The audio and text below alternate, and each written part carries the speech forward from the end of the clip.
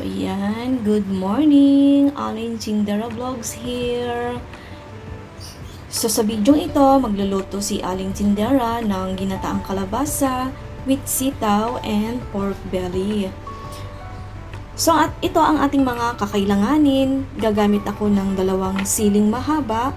Gagamit ako ng 1 sibuyas, 1 bawang pala, 1 sibuyas, tsaka mga ilang pirasong sitaw. Tapos itong kalabasa at itong ating gagamitin na panggata.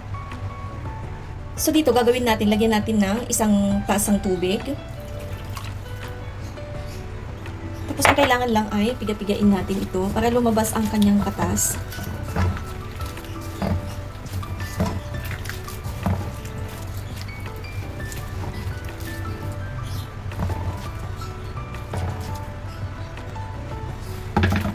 So pagkatapos nating mapiga-pigaan at palabas na natin yung kanyang katas, guys, ay pipigain natin ito.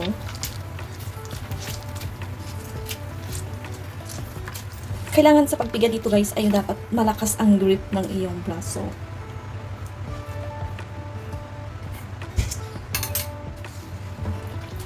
Tapos ulit-ulitin lang natin hanggang sa ito ay matapos.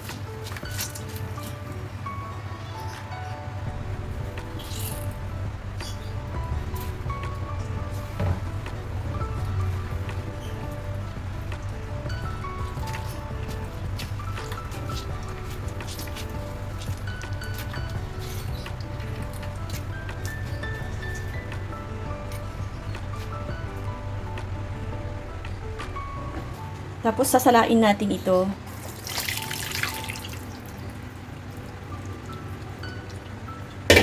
So kailangan itong natira na to, pipigain natin.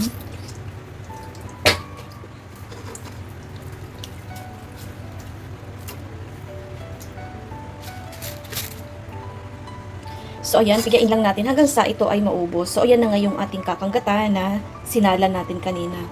Actually, gumamit ako dito, guys, ng isang hindi kalakihan na nyog at yung magulang na nyog, tapos pinakayod ko lang. Guys, ang pag-prepare ng mga ingredients natin. So dito, gagamit tayo ng 1 pirasong sibuyas. So gagayat-gayatin lang natin.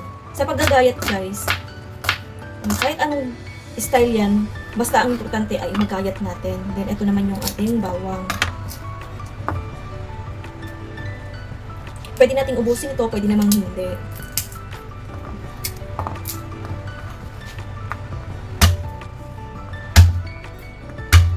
Pinupukpok ko ito, guys, para mas mabilis ko siyang balatan.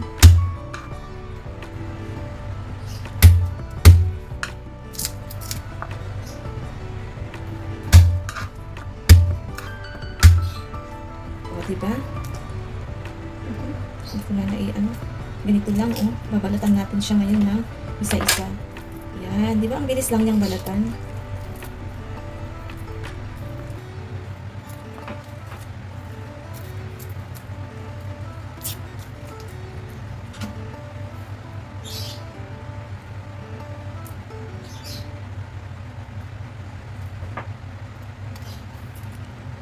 Tapos alisin natin ito, itong mga ito, yung nasa dulo ng bawang kasi matigas ito. Tapos slice na natin yan. Dito okay lang to kahit hindi na siya ma-slice ng pinong-pino. Basta sinabi ko na nga kanina, pwede natin ito kahit hindi na pag-slice ng mga pinong-pino. So set aside ulit natin. Then ito nga pala yung siling haba kanina. So tatanggalan ko lang ito ng ganyan, sa dulo lang. Tapos ito naman yung ating kalabasa.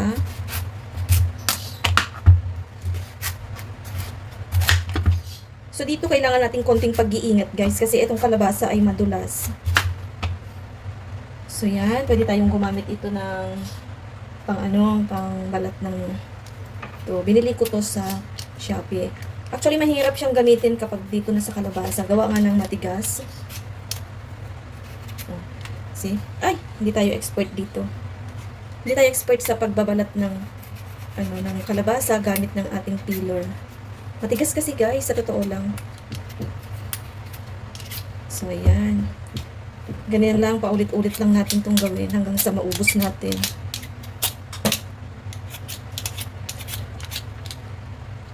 Actually, sa probinsya namin, guys, share ko lang. Kutsilyo ang ginagamit namin para mabalatan ang aming kalabasa. Tapos minsan, hindi na nga din namin binabalatan. Gawa ng pagka niluto mo naman, guys, lumalambot talaga yung balat niya. Tapos pwede din siyang kainin kahit na may balat. So yan, kalat na natin kung saan na nagtalsikan yung ating balat. Ang saya, no?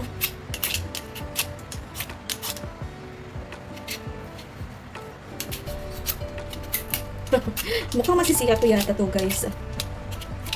Oh, see? Madulas talaga. Sabi ko nga, konting ingat tayo dito kasi madulas ang kalabasa. So, ito kanina yan. Set aside na natin doon para hindi lalong matalsik-talsikan ng balat ng kalabasa. So, dito, hiwa-hiwain na natin to. Sa paghihiwa naman ay kahit anong size. Pwedeng malaki, pwedeng maliliit. Kasi maluluto naman din to ito. So, yan. Tatanggalin lang natin yung kanyang buto. Kasi sa mga hindi nakakaalam, guys, lalo na kapag laking Manila ka, actually, tinatanggal nila ito. Ito. Dahil ako laking probinsya, hindi ko na to kailangang tanggalin. Kasi sa totoo lang, nakakain ito. Masarap nga yan, malambot. Mas malasa pati yan. So, ganyan lang. Ang tatanggalin natin ay yung kanyang buto lang.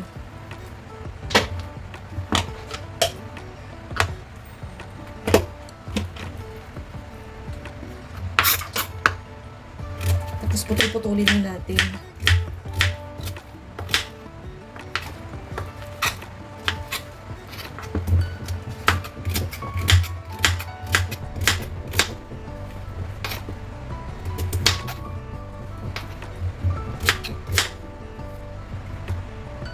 And then, set aside ulit natin siya.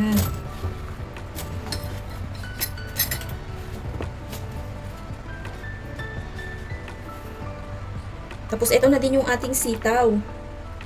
So, mga ilang piraso lang itong sitaw natin. Sa sitaw, guys, pwede kayong gumamit ng madami. Lalo na kapag ang plano ninyo ay naman na ulam na hanggang hapunan. So, pwede na natin itong damihan. So, ganyan, tanggalin lang natin yung mga dulo-dulo. So, yan.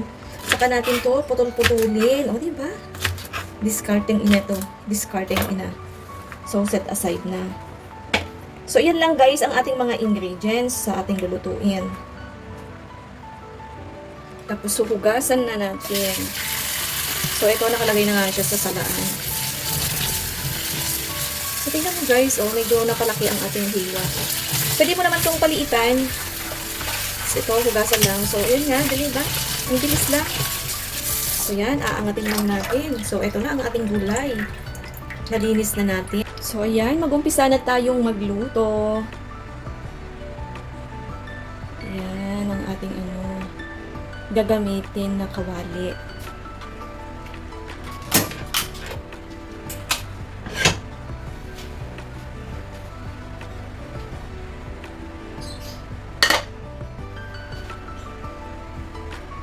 So, dito gagamit ako ng coconut oil.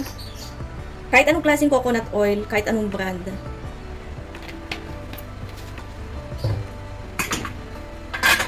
Tapos, ito nga pala, guys, yung aking pinakuluan na pork belly kanina. Tinanggalan ko yan ng balat.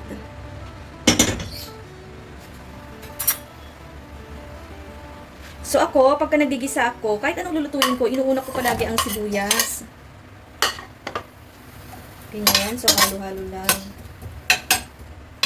Yan, dahil hindi masyadong mainit yung mantika na nilagay natin. So, konting, konting antay-antay. Ayan, diba? Tumutunog-tunog na ng ating sibuyas.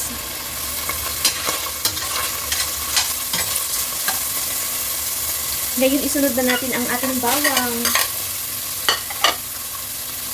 Same process lang, halu-haluin lang.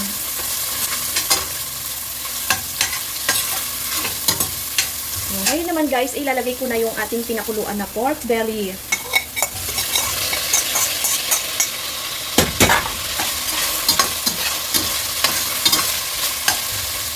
And then, takpan lang natin.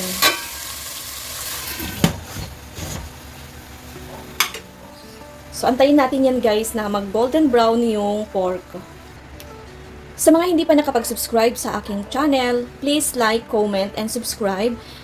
And then mag-iwan kayo ng bakas, lalo na sa mga may YouTube channel dyan para masuklian ko kayo. Then, i-bell all guys para ma-notify kayo sa susunod kong upload. So, ayan, tignan nyo guys, nagmamantika siya. Nagpo-produce siya ng mantika galing sa taba ng pork.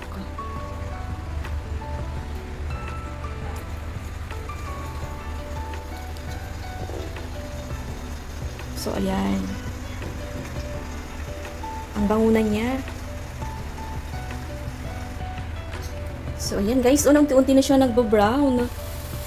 Oh, see? Grabe. Kaya ko tinatakpan. Nagtatalsikan kasi ang mantika. So, ganyan lang siya. So, ang ingredients na to, yung pagkaluto nito guys, ay kaya ganito kasimple. Kasi mayroong food allergy ang isa sa member ng family ko. So, ganito. Tingnan nyo guys, baka yung isang member ng family ninyo o kamag-anak ninyo o magiging bisita ninyo ay may food allergy. Ay mainam na panoorin mo to para magkaroon ka ng idea kung paano mag-prepare ng mga pagkain sa mga may food allergy. So, ayan, nag-evaporate na guys. Oh. Natatanggal niya yung konti-konting tubig niya. So, ayan na, nag-ano siya eh. Magtatalsikan na yung mantika. Oh, tingnan nyo. So, ayan, haluin natin.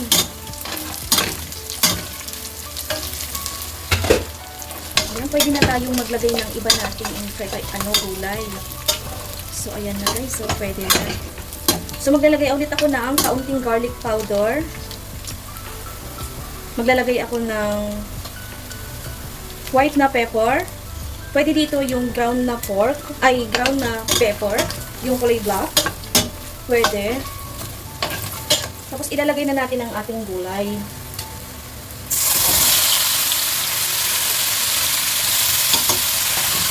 Tapos, haluin lang natin.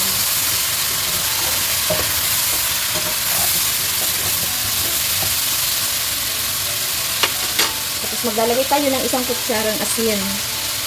Ito lang. Asin lang ang pampalasa natin. Tapos, takpan ulit natin para lumambot ang ating gulay. Tapos haluin natin.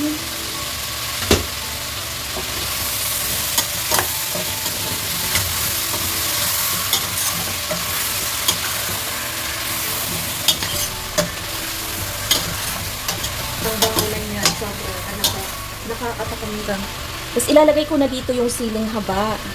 So ayan, dalawa. Talagang hindi ko siya tinipid. So, dito naman ay ilalagay na natin ang ating kakang gata. So, ito na ang ating kakang gata.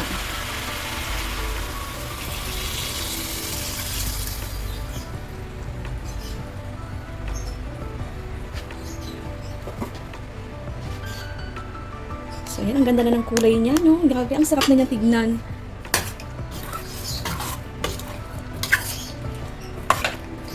Tapos, antayin na lang natin siyang lumambot. And then, takpan natin para lumambot. So, ganyan.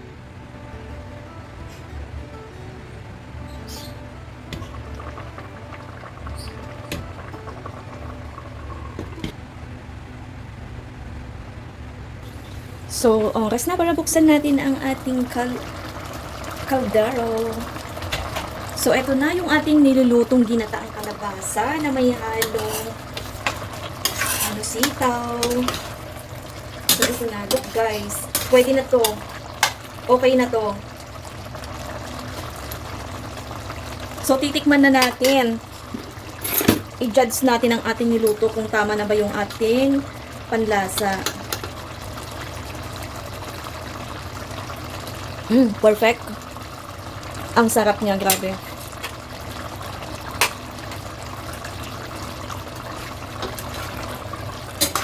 So, ayan. Hindi na natin to kailangang i-overcook. Ito talaga, guys. Tamang-tama yan. So, ipakita ko ngayon sa inyo kung ano ang pinaka-itsura niya. So, magsandok na tayo.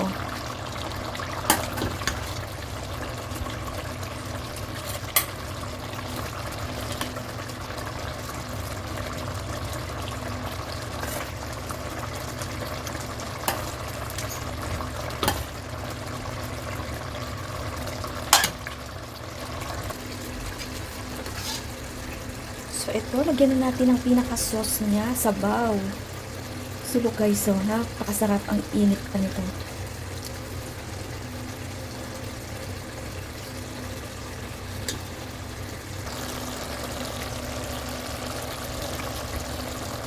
So, ito na ang ating ulam for today. So, ang sarap, diba? So, tingnan mo guys, so, ang kulay niya. Fresh na fresh yung ating gulay, tsaka hindi siya overcook.